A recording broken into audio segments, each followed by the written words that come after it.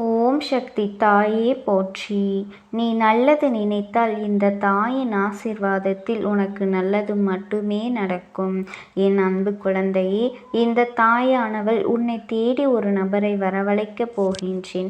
அவர்கள் யார் என்றும் எதற்காக உன்னை தேடி வரப்போகின்றார்கள் என்றும் நீ தெரிந்து கொள்ள வேண்டும் அல்லவா? என் அன்பு பிள்ளையே, இந்த பதிவினை நீ முழுமையாக கேட்க வேண்டும். ஏனென்றால் இது உன்னுடைய வாழ்க்கையில் மிக முக்கியமான விஷயம். அதனால்தான் உன் அம்மா இந்த தேதியில் ஒரு நபரை உன்னை தேடி வரவழைக்கப் போகின்றேன். அதனால் இந்த விஷயத்தை நீ கவனமாக தெரிந்து கொள்ள வேண்டும் அல்லவா? என் செல்ல குழந்தையே, இந்த தாயானவள் சொல்வது எல்லாம் உன்னுடைய நன்மைக்காகத்தான். என் பிள்ளைகளுக்கு வாழ்க்கையில் நல்லதை நடத்தி கொடுக்க வேண்டியது இந்த அம்மாவினுடைய பொறுப்பாக இருக்கின்றது அல்லவா? அதற்காகத்தான் உன்னிடத்தில் நாள்தோறும் ஆறுதலை சொல்லிக் கொண்டிருக்கின்றேன். என் செல்ல குழந்தையே, இன்று உன் அம்மா சொல்கின்ற வாக்கினை நீ பொறுமையாகவும் முழுமையாகவும் கேட்க வேண்டும். எதற்காகவும் நீ அவசரப்படக்கூடாது. என் செல்லமே, இந்த வாக்கினை கேட்டு முடித்த பிறகே நீ ஒரு நல்ல முடிவினை எடுக்க வேண்டும். என் அன்பு குழந்தையே, சில நாட்களாகவே நீ தனிமையில் தத்தளித்து வருகின்றாய் அல்லவா? அதற்கு காரணம் என்னவென்றால், நீ நேசித்த உறவு உன்னிடத்தில் சரியாக பேசுவது இல்லை. உன்னுடைய உணர்வுகளையும் சரியாக புரிந்து கொள்ளவில்லை.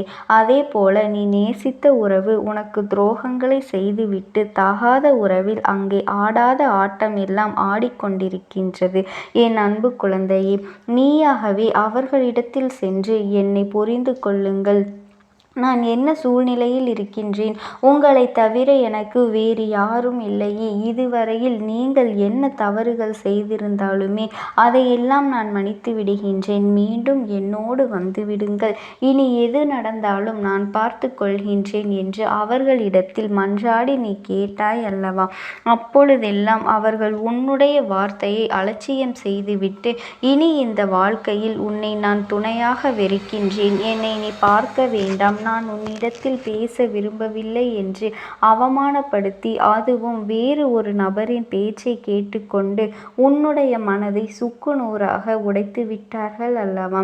என் அன்பு குழந்தையே, இப்படி உன்னை காயப்படுத்திவிட்டு அவர்கள் வாழ்க்கையில் சந்தோஷமாக வாழ்ந்துவிடலாம் என்று கனவு கோட்டை கட்டினார்கள். ஆனால் தான் எதை விதைக்கிறோமோ அதைத்தான் அறுவடை செய்வோம், அதைத்தான் அறுவடை செய்ய முடியும் அல்லவா? அவர்கள் செய்த துரோகத்தையும் அவர்கள் பேசிய வார்த்தைகளையும் எல்லாம் கேட்டுக்கொண்டு பல நாட்கள் இரவுகள் எல்லாம் உண்ணாமலும் உறங்காமலும் நீ அழுது கொண்டே இருந்தாய் அல்லவா? இந்த அம்மா உனக்கு நான் அன்றே சொன்னேன், உன்னுடைய வாழ்க்கையை உனக்கு நிச்சயமாக நான் திருப்பி கொடுக்கின்றேன், நீ தைரியமாக இரு என்று நான் உன்னிடத்தில் சொன்னேன் அல்லவா? என் தங்க பிள்ளையை, யாரெல்லாம் உன்னை ஏமாற்றினார்களோ, யாரெல்லாம் உன்னை துன்புறுத்தினார்களோ, யாரெல்லாம் உன் மனதை சுக்குநூறாக உடைத்தார்களோ அவர்களுக்கெல்லாம் தக்க நேரத்தில் நான் ஒரு தண்டனையை கொடுத்து விடுகின்றேன். அப்படி உனக்கு கொடுத்து அவர்களுக்கு சேர வேண்டியதை உன் கைகளில் நான் ஒப்படைப்பேன் என்று ஏற்கனவே உன்னிடத்தில் நான் வாக்களித்திருந்தேன். ஆனால் நீ மீண்டும் இந்த அம்மாவின் வாக்கினை நான் எப்படியாவது காப்பாற்றுவேன் என்று உனக்கு நம்பிக்கை வர வேண்டாமா? ஏனென்றால் பல நாட்களாக என் குழந்தை தன்னுடைய உறவு திரும்பி வருமா வராதா, என்னை தேடி வருவார்களா, திருந்திவிட மாட்டார்களா என்றெல்லாம் நீ நாள்தோறும் என்னிடத்தில் வந்து வேண்டுதல்களை எல்லாம் வைத்து கொண்டுதான் இருந்தாய். விரதங்களையும் நீ செய்து கொண்டுதான் இருந்தாய். என் தங்க குழந்தையே, உன்னுடைய கண்ணீரை பார்க்கும் பொழுதெல்லாம், அம்மா, என் உறவை எப்படியாவது என்னிடத்தில் திருப்பி கொடுத்து விடுங்கள், என் வாழ்க்கையை எப்படியாவது சேர்த்து வைத்து விடுங்கள் என்று நீ வேண்டாத நாட்களும் இல்லை, அவர்களை பற்றி யோசிக்காத நாட்களும் இல்லை. அந்த அளவிற்கு நீ தினந்தோறும் கவலைப்பட்டும் கஷ்டப்பட்டும் வேதனையில் அழுது கொண்டிருக்கின்றாய். உனக்கு இந்த தாயானவள் சொல்கின்ற விஷயம் என்னவென்றால், என் தங்க குழந்தையே, நீ பொறுமையாக இரு, உனக்கு அனைத்து விஷயத்தையும் இந்த அம்மா நான் நடத்தி கொடுக்கின்றேன். இந்த அம்மா ஒவ்வொரு தருணத்திலும் உன் வாழ்க்கைக்கான விஷயங்களை எல்லாம் செய்து கொண்டுதான் இருக்கின்றேன். உன்னுடைய உறவானது உடனடியாக எல்லா விஷயங்களையும் புரிந்து கொள்ளாது. அதுவெல்லாம் திருந்தி உன்னை புரிந்து கொண்டு உன்னிடத்தில் திரும்பி வரவேண்டும் என்றால் அதற்கான காலதாமதம் ஏற்படும் அல்லவா? என் செல்ல குழந்தையே, தன் வாழ்க்கையில் எவ்வளவு பெரிய தவறை செய்துவிட்டோம் என்றெல்லாம் புரிந்து கொண்டு உன் துணையானது நிச்சயமாக உன்னை தேடி வரக்கூடிய சூழ்நிலை இனி வரத்தான் போகின்றது.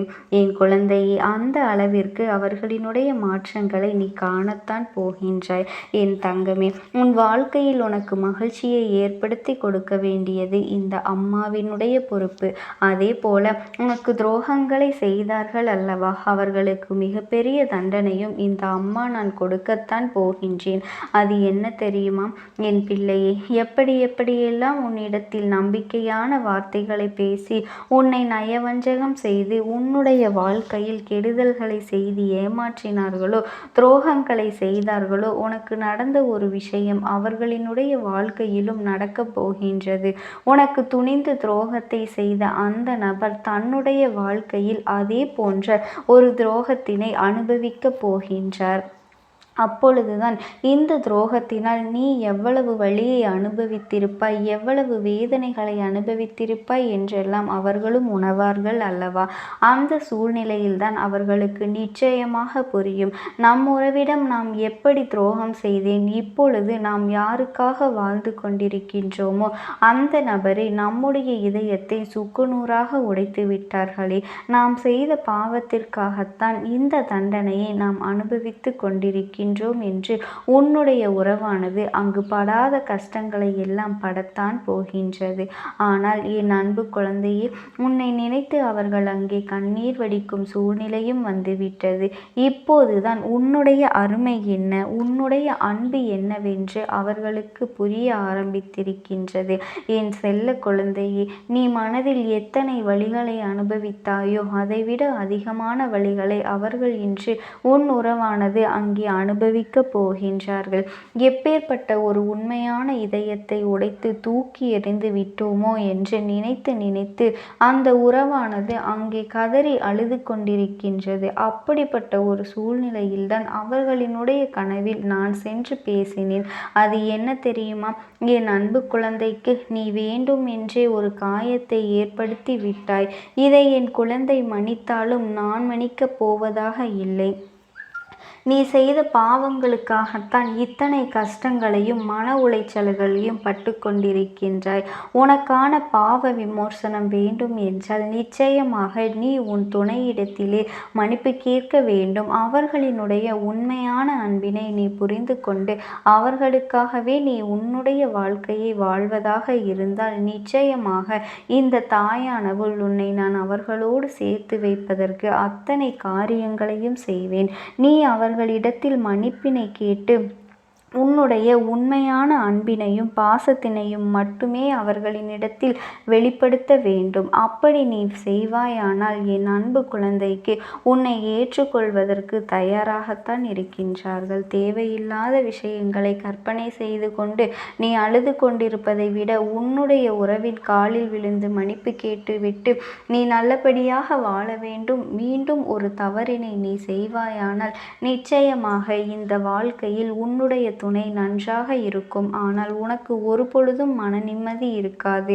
இந்த தாயானவள் கடுமையான தண்டனைகளை கொடுத்து இந்த வாழ்க்கையில் நீ மீண்டும் யாரிடத்திலும் சிறு துளி அன்பினையும் இரக்கத்தையும் பெற முடியாதபடி நான் உன் வாழ்க்கையில் மிகப்பெரிய தண்டனையை கொடுத்து விடுவேன் என்று அவர்களினுடைய கனவில் மிரட்டியும் அறிவுரையையும் நான் கொடுத்து விட்டேன். அதனால்தான் நான் சொல்லக்கூடிய தேதியில் ஒரு உறவானது உன்னை தேடி வரப்போகின்றது என்று உன்னிடத்தில் நான் சொல்கின்றேன். அது மட்டுமல்லாமல் உன் தாயானவள் அவர்களை திருத்தியே உருவாக்கத்தான் கொண்டு வந்திருக்கின்றேன், கொண்டு வந்து சேர்க்கப் போகின்றேன். என் பிள்ளைக்கு இனி சந்தோஷம்தானே என் அன்பு குழந்தையே? உனக்கு சந்தோஷம் என்றால் ஆம் அம்மாவே என்று என்னிடத்தில் நீ தெரிவித்தாலே போதும். என் அன்பு குழந்தையே, இதுவரை நீ போதும் போதும் என்கின்ற அளவிற்கெல்லாம் துன்பங்களையும் துரோகங்களையும் கஷ்டங்களையும் எல்லாம் நீ அனுபவித்து வந்துவிட்டாய். இனி உன் வாழ்க்கையில் மீதம் இருக்கின்ற நாட்களையாவது நீ மகிழ்ச்சியோடு வாழ வேண்டும். இந்த நிலையெல்லாம் நிச்சயமாக உனக்கு ஒரு நாள் மாறத்தான் போகின்றது. இதுவரை நீ ஏமாந்து நின்றதெல்லாம் போதும். இனி உனக்கான வாழ்க்கை உன்னை தேடி வரும் பொழுது உனக்கு விருப்பம் இருக்கும்படி அவர்கள் நடந்து கொள்வார்கள் என்றால் நிச்சயமாக உன் மனதிற்கு சரி என்று பட்டால் நீ அவர்களை ஏற்றுக்கொள்ளலாம். இதில் உன் தாயானவள் ஒரு நல்ல முடிவை எடுக்கப் வேண்டும் என்று நான் உன்னிடத்திலே விட்டுவிடுகின்றேன்.